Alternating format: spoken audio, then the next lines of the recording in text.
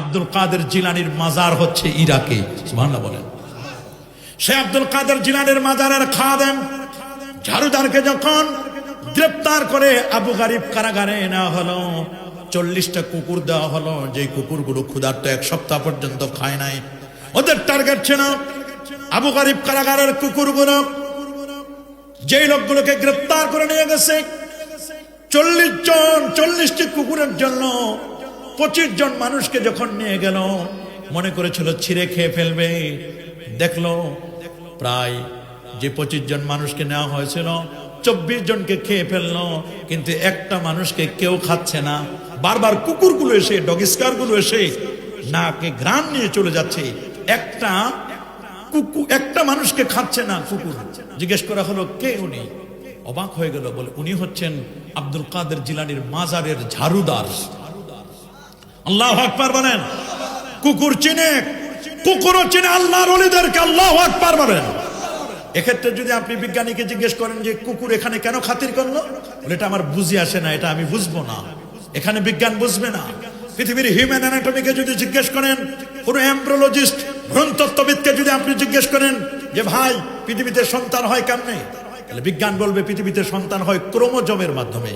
নারী এবং পুরুষের ক্রোমোজোম আছে 23-46 জনা, পুরুষের এক্স এবং ওয়াই ক্রোমোজোম, নারীর হচ্ছে ডাবল এক্স ক্রোমোজোম। পুরুষের এক্স, নারীর এক্স, এই দুটো এক্স যখন ডিম্বাশয়ে যাবে, নারীর ওভামে যাবে, তখন অটোমেটিক সন্তান হবে মেয়ে। কি সন্তান? জোরে বলুন, কি হবে? আবার পুরুষের ওয়াই, নারীর এক্স, নারীর তো আর ওয়াই নাই, নারীর এক্স, পুরুষের ওয়াই, নারীর এক্স মিলে যদি ডিম্বাশয়ে যায়, ওভামে যায়, তখন সন্তান হবে ছেলে। কি সন্তান? এটা তো সোজা থিওরি।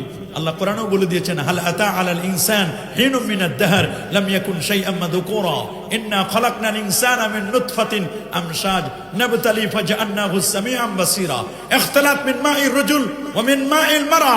এক পক্ষ থেকে কখনো সন্তান হয় না, সন্তান হবে 2 পক্ষ থেকে।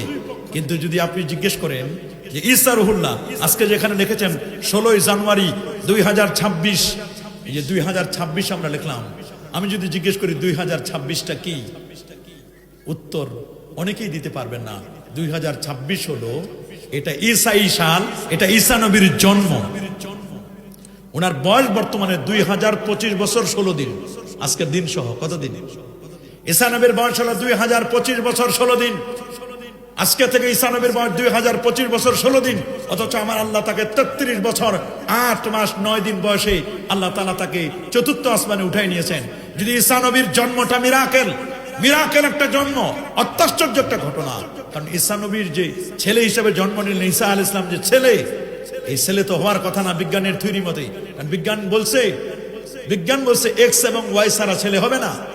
অথচ মরিয়ম মা তো মরিয়ম, তার তো আছে ডাবল এক্স, ওনার তো কোনো স্বামী নাই, স্বামী ছাড়া সন্তান হবে কেমনে? বলেন না, স্বামী ছাড়া সন্তান হতে পারে? বাপ ছাড়া সন্তান হতে পারে? হযরত মরিয়ম তো বলেন, ওয়ালাম ইয়ামসাসনি বাশার, আমাকে কোনো পুরুষ স্পর্শ করে নাই, আমার কেমনে সন্তান হবে? জিবরিল বলেন, মরিয়ম তোমার সন্তান হবে, আল্লাহ বলেছেন। আল্লাহু আকবার।